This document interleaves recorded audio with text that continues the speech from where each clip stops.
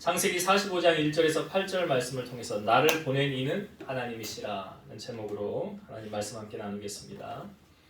어떤 사람이 길을 가다가 그 발을 헛디뎌서 비탈로 구르다가 절벽 아래에 있는 나무를 붙잡고 간신히 매달리게 되었습니다. 죽을 힘을 다해서 살려주세요, 살려주세요, 거기 누구 없습니까? 묵묵부답이 아무도 들려오는 소리가 없었어요. 그때 이 사람이 하나님을 찾으면서 하나님이 계시다면 저를 꼭 도와주세요. 그럼 제가 남은 생에 하나님을 잘 섬길게요. 그러니 하늘로부터 음성이 들려왔습니다. 나는 하나님이라 내 손을 놓으라. 하나님의 음성이 그에게 들려왔어요. 내 손을 놓으래요. 그랬더니 이 사람이 하나님을 만났고 하나님의 음성을 듣지 않았습니까? 그럼 순종해야 되잖아요. 근데 이 사람이 하는 말이 거기 다른 분 안 계시나요? 거기 다른 분 안 계시나요? 왜 이런 말을 했을까요? 그 손을 놓으면 자기가 죽을 것 같으니까. 여러분 혹시 이 모습이 우리의 모습은 아닐까요? 하나님은 내 손을 놔라 그러면 산다. 근데 우리는 그건 놓으면 죽을 줄 알고 끝까지 놓지 않으려고 하진 않습니까? 여러분 그게 내가 의지하는 것이라고 한다면, 내가 잡고 있는 것이 내가 의지하는 것이라고 한다면 그것이 뭐 돈이든지 그것이 뭐 자식이든지 혈육이든지 권력이든지 그 하나님 앞에서 내려놓으면 살고 움켜쥐면 죽는다는 것을 우리는 저번 주에 야곱을 통해서 은혜를 나눴습니다. 요셉을 통해서 베냐민을 데려오라고 그랬죠. 근데 야곱이 베냐민을 안 보냈죠. 근데 가지고 온 식량이 다 떨어지니까 어쩔 수 없는 상황에 이제는 안 보내면 굶어 죽는데 어떻게 안 보낼 수가 있어요. 그래서 베냐민을 보내게 되지 않습니까? 그런데 베냐민을 내려놓는 순간 죽은 줄 알았던 요셉까지 다시 다 얻게 되는 하나님의 섭리를 우리에게 보여주셨잖아요. 이게 하나님의 보너스 같은 거예요. 한나가 아이를 낳지 못해서 분인나에게 고통을 당할 때 그 문제를 하나님 앞에 기도하면서 풀지 않습니까? 서원에서 기도했어요. 아들 주시면 이 아들 하나님께 바치겠습니다. 그래서 하나님께서 한나의 기도에 응답하시고 아들을 주셨어요. 그리고 그 아들을 한나는 하나님께 드립니다. 하나님의 사람으로 바쳤어요. 그래서 나중에 엘리가 그 한나를 축복하기를 이 여인이 하나님과 한 약속을 지켰으니 서원한 것을 지켰으니 다른 후사를 주시옵소서. 그랬더니 세 아들과 두 딸을 한나에게 허락해 주셨어요. 아이를 낳지 못하는 그 사람에게 하나님이 다른 자녀 5명을 더 주셨어요. 이게 하나님의 보너스예요. 말씀대로 살면 하나님은 우리에게 이렇게 축복을 허락하신다는 거죠. 하나님 앞에 진정한 내려놓음을 우리가 실천하며 살아가고 있는가, 우리 자신을 늘 점검하며 살아봐야 돼요. 우리 하나님은 질투하는 하나님이라고 직접 성경에서 말씀하셨죠. 노골적으로 말씀하신 게 뭐예요? 나보다 다른 거 더 사랑하면 나는 싫다라는 거예요. 하나님이 노골적으로 말씀하시면 나 여호와 너의 하나님은 질투하는 하나님이신즉. 여러분 하나님 보시기에 우리가 가장 귀하게 여기는 그것이 정말 예수 그리스도 나의 왕 되신 하나님 한 분만이 된다면 우리는 하나님의 놀라운 은혜와 복을 누리고 살아가게 될 거예요. 그러나 그게 되어지지 않는다고 한다면 우리는 우리 자신을 돌아보고 더 내려놔줘야 된다는 사실이에요. 여러분 사람의 인생이요, 그 사람이 인생이 끝나기 전까지는 끝난 게 아니라고 하지 않습니까? 그 사람의 장래일이 어떤 일이 펼쳐질지 우리는 아무도 모릅니다. 그렇기 때문에 우리는 다른 사람을 판단해서도 안 되고 정죄해서도 안 되는 거예요. 왜요? 인생은 끝나봐야 알기 때문에 그렇습니다. 뭐 스포츠 가운데 야구도 그런 말 하잖아요. 야구는 9회 말 투아웃부터 시작이다 라는 말이 있어요. 성경에도 보니까 이런 말씀이 있어요. 전도서 9장 1절 보면 이 모든 것을 내가 마음에 두고 이 모든 것을 살펴본 즉 의인들이나 지혜자들이나 그들의 행위나 모두 다 하나님의 손안에 있으니 사랑을 받을는지 미움을 받을는지 사람이 알지 못하는 것은 모두 그들의 미래의 일들임이니라. 그러니까 지금 현재 보이는 그 모습으로 사람을 판단하고 평가해서는 절대로 안 된다는 거예요. 미래 장래에 어떤 일이 그의 인생에 펼쳐질지 모르기 때문에 그렇습니다. 이런 의미로 요셉의 삶을 접근하면 그 아버지의 사랑을 받다가 갑자기 신분이 종으로 바뀌었잖아요. 그리고 자기를 팔았던 이 형들을 얼마나 요셉이 원망했을까요? 그러니까 요셉의 인생이 이방 땅으로 팔려가서 그리고 하루아침에 자기의 신분이 종의 신분이 되었고요. 뭐 자유를 잃게 되었고 집에 갈 수 있다고 가는 게 아니잖아요. 그러니까 평생 그렇게 살아가야 되는 인생이 아닌가. 요셉의 삶을 살펴보면, 그러니까 요셉의 인생에 먹구름이 펼쳐진 것 같지 않습니까? 근데 우리가 요셉의 인생을 살펴보면 그 뭐 잘못해가지고 죗값 치르는 인생인가? 이 요셉이 그 종으로서 인정받아서 그 보디발이라는 사람이 인정했잖아요. 그러니까 가정 총무로 일을 볼 때에 또 말씀대로 살려다가 나는 하나님 앞에 죄를 짓지 않으려고 그렇게 살려다가 오히려 그 누명을 쓰고 또 감옥에 들어가게 되지 않습니까? 어쩜 이렇게 풀리지 않는 인생이 있을까요? 정말 뒤로 넘어져도 코가 깨지는 인생 같아 보이지 않습니까? 이런 극한 상황 속에서도요, 요셉이 놓지 않은 것이 있었어요. 그게 뭐냐면 그게 바로 신앙이라는 거예요. 뭐 신앙이 밥 먹어주냐, 뭐 이렇게 하찮게 생각하는 사람들도 있어요. 차라리 내 주먹을 믿어라, 내 돈을 믿어라. 이런 사람들이 있어요.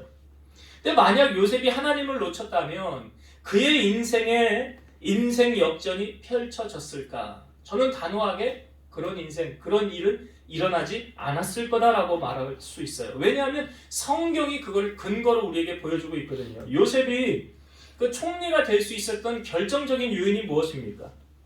요셉이 어떻게 총리가 될 수 있었죠? 바로 바로 왕의 꿈을 해석해주는 사건이에요.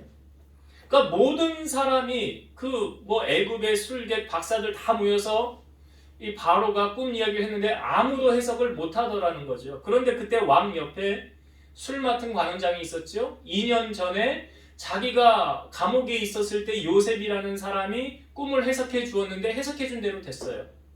자기는 복직하게 되었고 떡 맡은 관원장은 3일 뒤에 죽게 되었다는 사실이에요. 그 충격적인 사실이 그 술 맡은 관원장의 머리에서 잊혀졌다가 다시 하나님께서 그 생각을 끄집어내신 거예요. 그래서 바로가 그 꿈을 꾸고 요셉이 감옥에 갇힌 지 2년 만에 이제 감옥에서 나와서 바로왕 앞에 서게 됩니다. 자, 이 부분은 우리가 성경을 좀 볼게요. 왜냐하면 이 중요한 말씀이 있기 때문에 성경을 봅시다. 41장, 창세기 41장 14절부터 먼저 16절까지 좀 볼게요. 창세기 41장 14절부터 16절까지 제가 읽어볼게요. 이에 바로가 사람을 보내어 요셉을 부르매 그들이 급히 그를 옥에서 내놓은지라 요셉이 곧 수염을 깎고 그의 옷을 갈아입고 바로에게 들어가니 바로가 요셉에게 이르되 내가 한 꿈을 꾸었으나 그것을 해석하는 자가 없더니 들은즉 너는 꿈을 들으면 능히 푼다 하더라. 요셉이 바로에게 대답하여 이르되 내가 아니라 하나님께서 바로에게 편안한 대답을 하시리이다. 요셉이 말하기를 내가 그 꿈을 해석하는 게 아니래요. 누가 하는 거래요? 하나님이 하시는 거래요. 자, 25절 봅시다. 25절. 요셉이 바로에게 아뢰되 바로의 꿈은 하나라. 하나님이 그가 하실 일을 바로에게 보이심이니이다. 바로의 꿈은 하나인데 하나님이 하실 일을 바로에게 보이셨다. 28절 봅니다. 28절. 내가 바로에게 이르기를 하나님이 그가 하실 일을 바로에게 보이신다 함이 이것이라. 자, 32절 봅니다. 32절. 바로께서 꿈을 2번 겹쳐 꾸신 것은 하나님이 이 일을 정하셨습니다. 하나님이 속히 행하시리니. 자, 여러분 요셉의 말끝마다 등장하는 분이 누구예요? 하나님이죠. 그러니까 제가 앞부분에 요셉의 인생 역전은 하나님을 떠나면 불가능했다는 사실이 지금 요셉에게 그 바로 왕의 꿈을 누가 해석을 알려주는 거예요? 하나님이 알려주는 거예요. 바로에게. 하나님이 알려주시는 거예요. 그러니까 요셉의 인생에 하나님을 떠나서 살아가는 인생이었다고 한다면 하나님의 감동이 요셉에게 오지 않았겠지요. 그러면 바로의 꿈을 해석할 수 있어요? 없어요? 못해요. 여러분, 우리가 어떤 자녀들을 놓고 또 어떤 비전과 꿈을 놓고 우리가 기도할 때 나도 꿈의 사람 요셉처럼 하나님 앞에 쓰임받는 인생 되고 싶다. 우리 자녀가 그런 인생 되고 싶다. 그렇게 여러분 기도하지 않습니까? 그런 큰 일꾼으로 쓰임받고 싶다라고 한다면 먼저 해야 될 게 있어요. 그 먼저 해야 될 게 뭐냐면 하나님을 찾는 거예요. 그리고 하나님을 만나고 그의 인생이 하나님께 맡겨지는 인생. 하나님이 이끌어가는 인생이 되도록 그의 삶을 인도해 가야 된다는 사실이에요. 여러분, 부모가 자녀를 이끌어가는 게 아니에요. 그러니까 부모가 이끌어가는 거하고 하나님이 이끌어가는 거 어느 게 더 낫다고 생각하십니까? 하나님이 이끄는 인생이 요셉을 보세요. 요셉의 인생 지금 하나님이 이끌어가는 거잖아요. 부모의 역할은요, 자녀를 바른 길로 인도하는 거예요. 우리 이런 말 하잖아요. 자녀가 잘못되면 어른들이 다 이런 말 하잖아요. 부모 탓이야. 부모가 바른 길로 이끌어주지 않아서 그래. 머리가 일찍 깨인 사람일수록 그 자녀 교육에 힘씁니다. 여러분, 사람이 배우면 겸손해지는 거예요. 우리 무식하면 용감하다 하지 않습니까? 그래서 벼는 익을수록 고개를 숙인다고 그래요. 많이 배운 사람일수록 겸손한 거예요. 신앙도 성숙한 사람일수록 자기를 드러내지 않아요. 왜? 하나님께서 다 알아주시니까. 오른손이 하는 거 왼손이 모르게 하는 건 불가능한 사실입니다. 근데 그렇게 하래잖아요. 그게 무슨 말입니까? 빨리 잊으라는 거예요. 그러니까 믿음이 얕은 사람일수록, 미성숙한 사람일수록 자기를 드러내며 자기를 알아달라고 합니다. 나 없으면 안 굴러갈걸요. 나 없으면 안 돼요. 근데 여러분, 하나님은 그런 식으로 일하지 않습니다. 하나님은 믿음의 한 사람을 통해서 역사를 이끌어 가시는 거예요. 아브라함의 후손 요셉 한 사람을 통해서 지금 요셉의 형들에게 자기의 신분을 밝히면서 요셉이 강조하는 게 있어요. 자, 그게 오늘 우리가 읽은 본문의 말씀으로 보면, 자, 다시 한번 본문을 봅시다. 45장, 창세기 45장 5절. 형들에게 지금 요셉이 자기 신분을 밝히면서 하는 말이에요. 5절 볼게요. 당신들이 나를 이곳에 팔았다고 해서 근심하지 마소서, 한탄하지 마소서. 하나님이 생명을 구원하시려고 나를 당신들보다 먼저 보내셨나이다. 7절과 8절도 볼게요. 하나님이 큰 구원으로 당신들의 생명을 보존하고 당신들의 후손을 세상에 두시려고 나를 당신들보다 먼저 보내셨나니 그런즉 나를 이리로 보낸 이는 당신들이 아니요 하나님이시라. 하나님이 나를 바로에게 아버지로 삼으시고 그 온 집의 주로 삼으시며 애굽 온 땅의 통치자로 삼으셨나이다. 지금 요셉이 강조하는 게 무엇입니까? 하나님을 강조하고 있잖아요. 당신들이 나를 보낸 게 아니라 하나님이 나를 보내신 것이다. 하나님이 나를 바로에게 아버지로 삼으셨다. 애굽 온 땅의 통치자로 삼으셨다. 이게 바로가 한 게 아니라 누가 한 거래요? 하나님이 했다는 거예요. 하나님이. 여러분, 요셉이 끝까지 하나님을 붙잡았어요. 하나님을 떠나지 않았어요. 우리 찬송가 가운데 이런 찬송이 있어요. 환난과 핍박 중에도 성도는 신앙 지켰네. 이 신앙 생각할 때에 기쁨이 충만하도다. 성도의 신앙 따라서 죽도록 충성하겠네. 오늘날에 우리 한국교회가 이렇게 성장하고 부흥에 나아갈 수 있었던 원동력이 어디 있습니까? 믿음의 사람들이 있었다는 거예요. 하나님께서 지금 벌써 이 땅을 심판하려고 심판하셔도 하셨겠지요. 그런데 여러분, 소돔과 고모라 그 사건 아시잖아요. 그 땅에 죄악이 만무해서 아브라함이 중보를 하며 기도했죠. 의인 50명 있으면 멸망할 겁니까? 아니, 멸망하지 않아. 근데 안 돼. 45명은요. 45명 있으면 멸망할 겁니까? 아니, 멸망하지 않아. 근데 안 돼. 그래서 아브라함이 40명, 30명, 20명, 아브라함이 마지막으로 구한 게 몇 명이에요?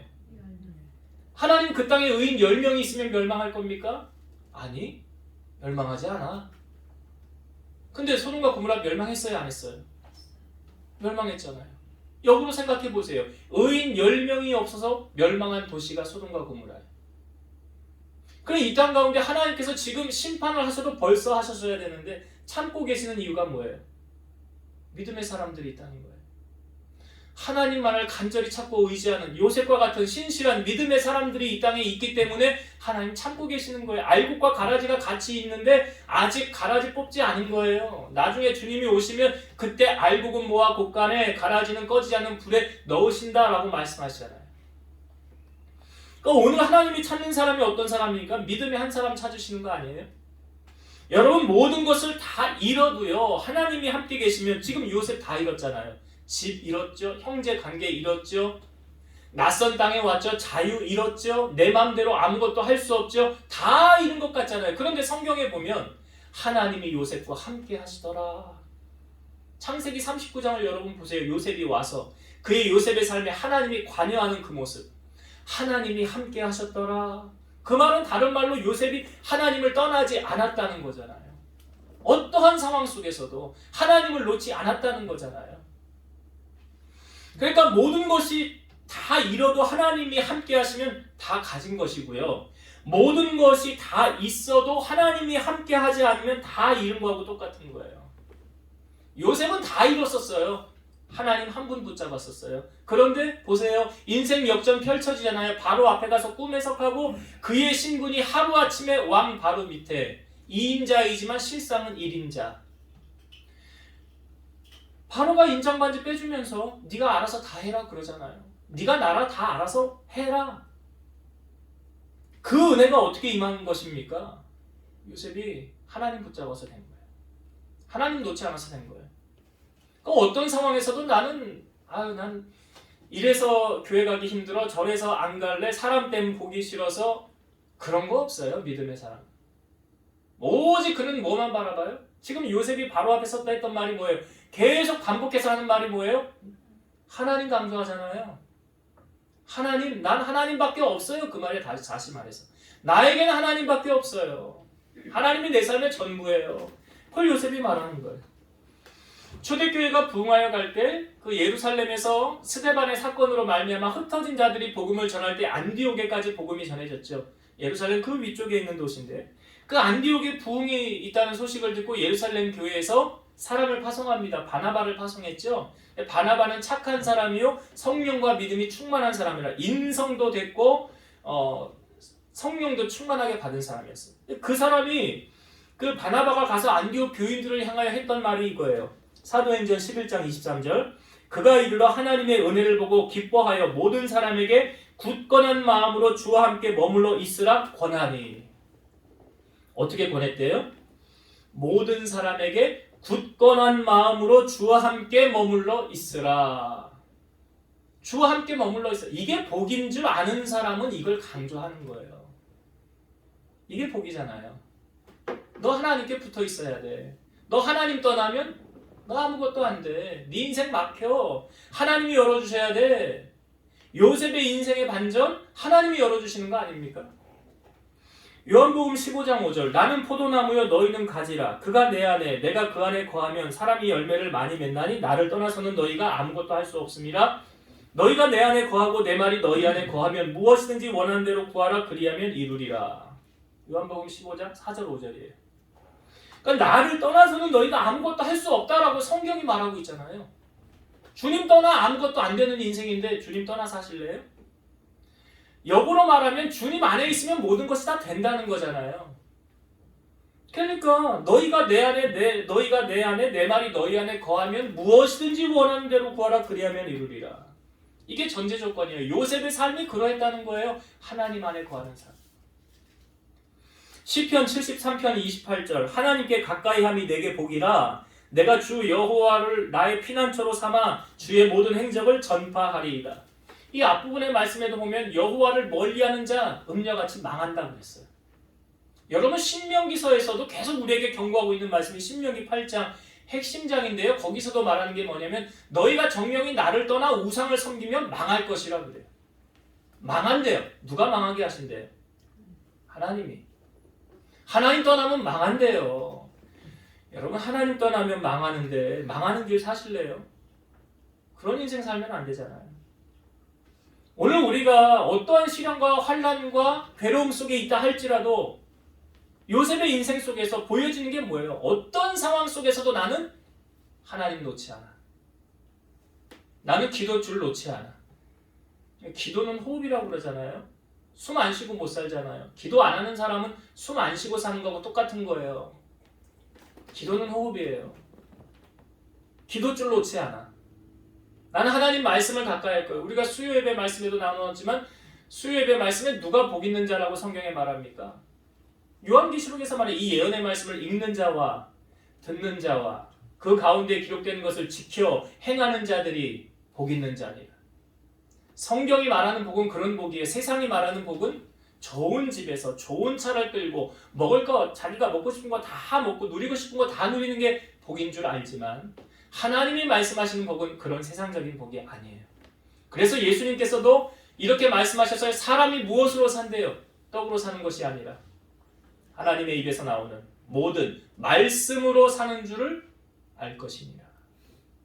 말씀으로 산대요. 바로 요셉이 그렇게 된 거예요. 여러분, 요셉이 애굽에 이렇게 오게 된 배경이 어떻게 되었습니까? 우리 잘 알지만 요셉이 그 형들이 아버지의 심부름으로 요셉이 갔는데 저 꿈꾸는 자 온다. 어디 그 꿈이 이루어지는가 보자 하면서 요셉을 죽이려고 하죠. 구덩이 파놓고 묻으려고 그래요. 생매장 하려고 그랬던 거예요. 근데 얘 죽여서 뭐 하냐? 그러면서 애굽의 종으로 팔아버리는 거예요.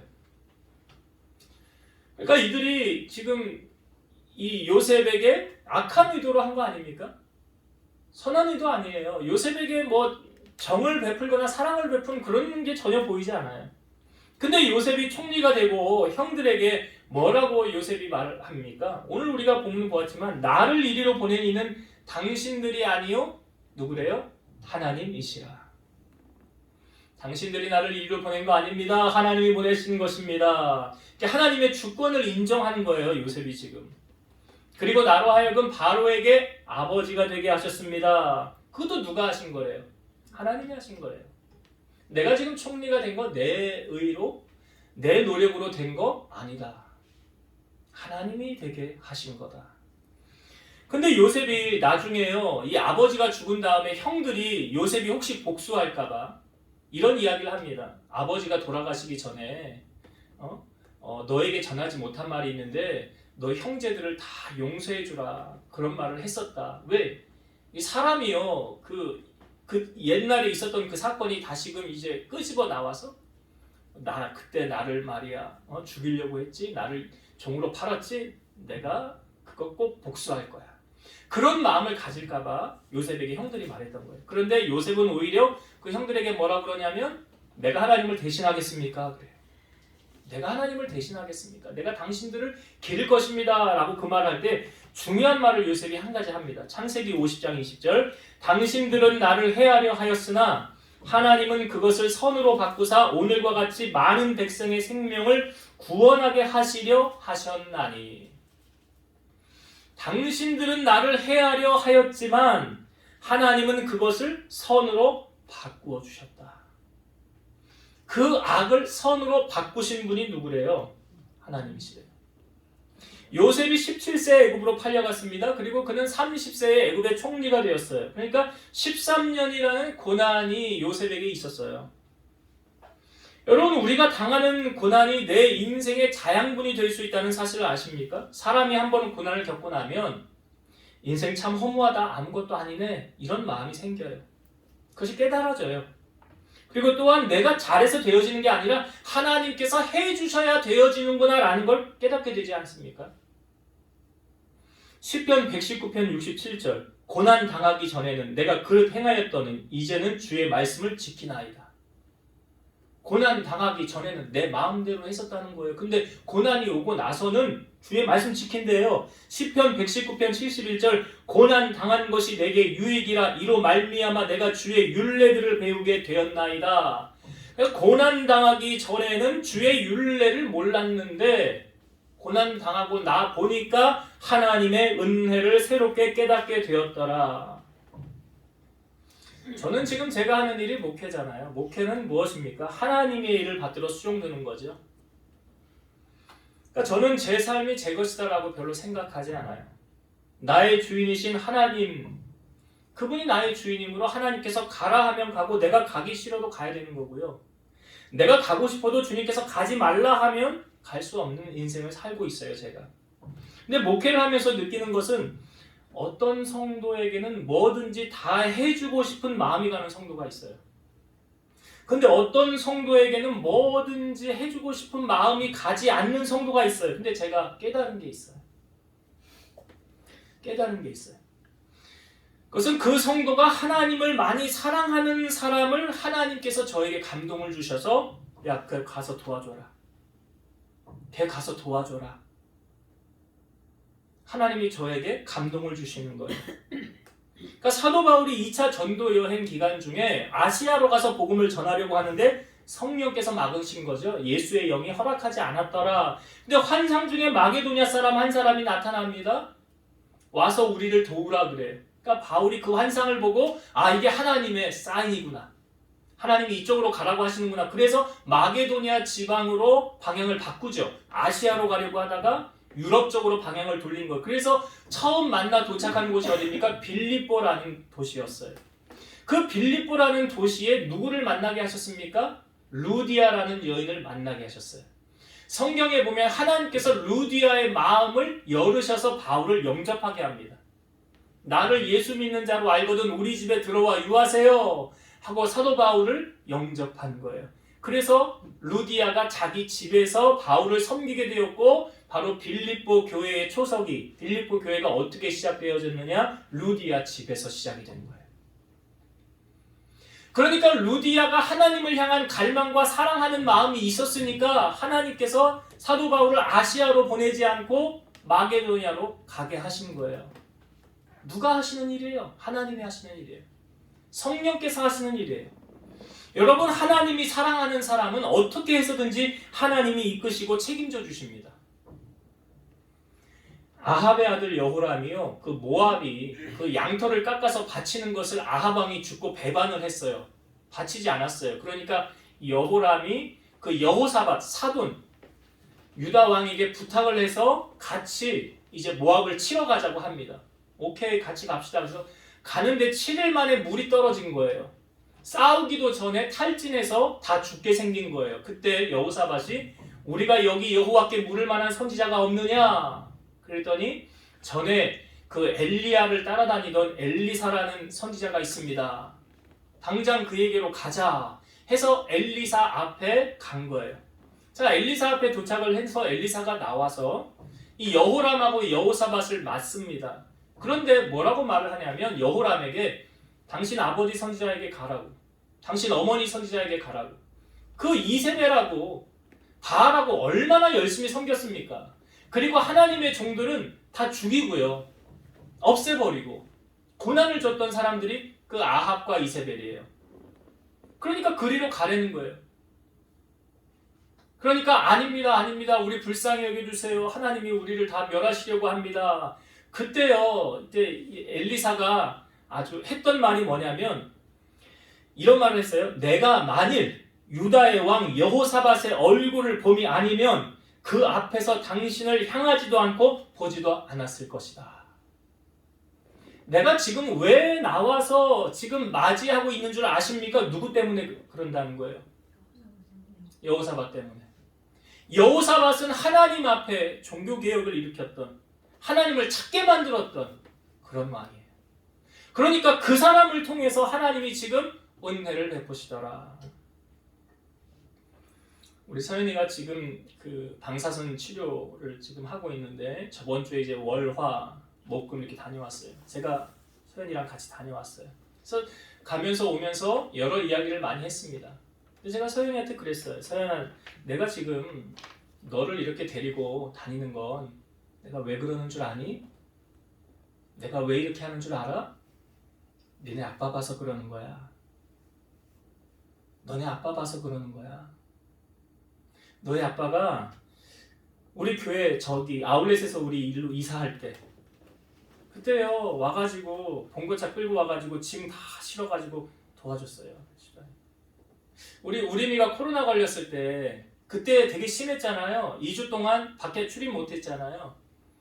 손발이 묶인 거 아니에요. 우림이도 의료원에 입원해 있었고 뭐 물품도 갖다 주고 해야 되는데 우리 나갈 수도 없고 그때 우리 집사님 오셔가지고 심부름 다 해주고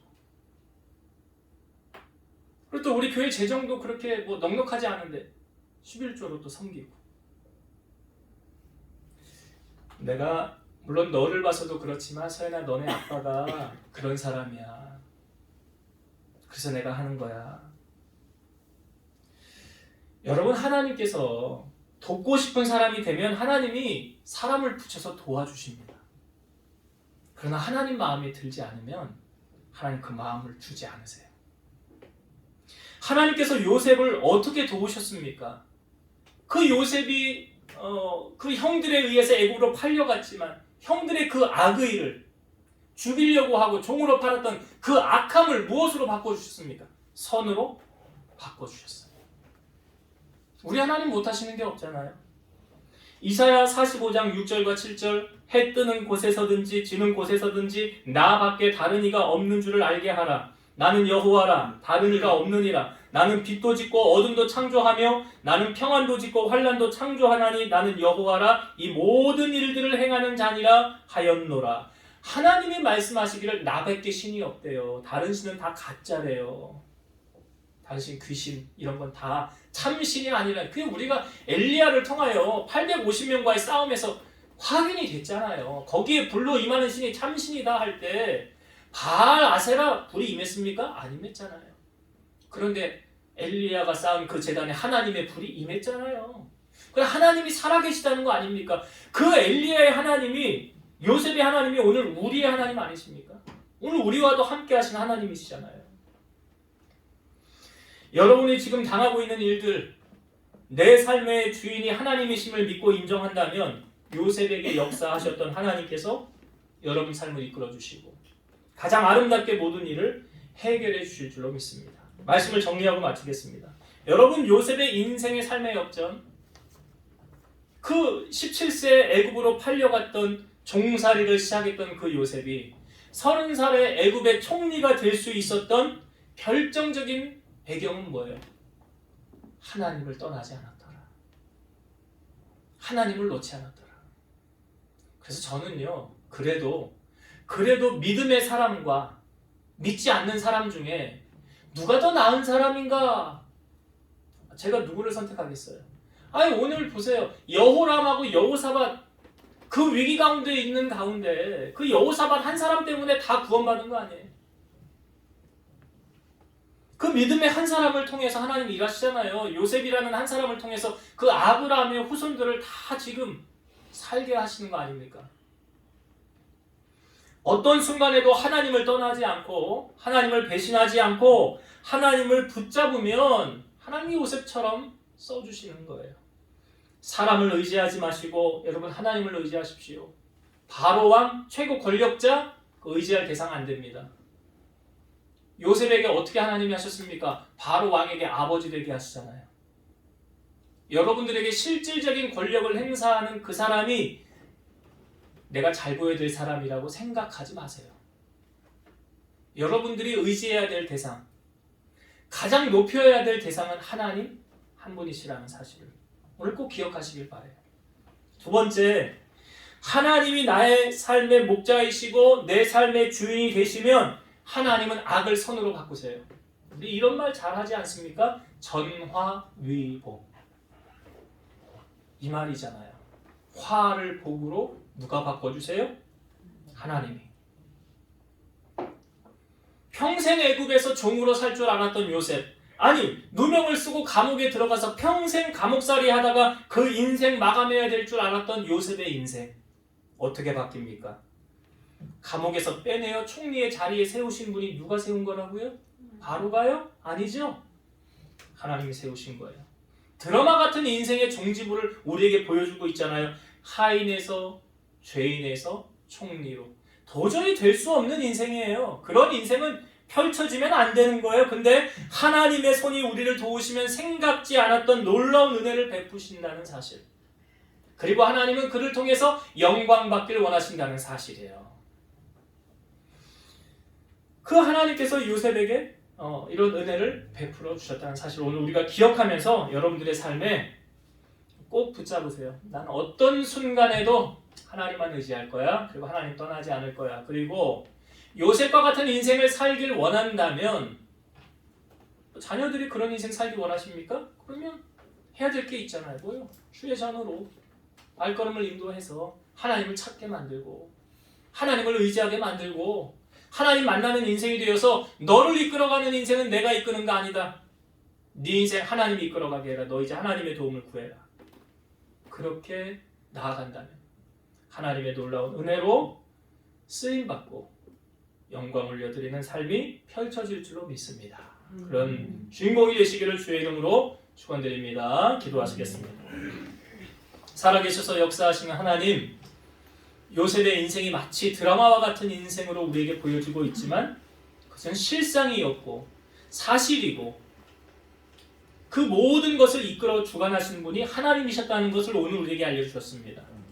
오늘 우리가 사람을 의지하고 사람을 두려워하면 올무에 걸리고 패망하지만 여호와를 의지하는 자는 안전하게 되고 하나님을 떠나지 않는 인생, 시냇가에 심은 나무와 같이 철을 따라 열매를 맺고 잎사귀가 푸르며 어떠한 시련과 핍박과 고난이 와도 넉넉히 이겨내며 가장 좋은 결말을 우리에게 역사해 주신다는 것을 알려주셨사오니 우리 사랑하는 성도들이 오늘 이 말씀이 나의 말씀 되게 하시고 그런 하나님의 손에 붙들려 존귀하게 쓰임받는 주인공들이 다 되게 하여 주옵소서. 예수님 이름으로 감사하며 기도드리옵나이다. 아멘.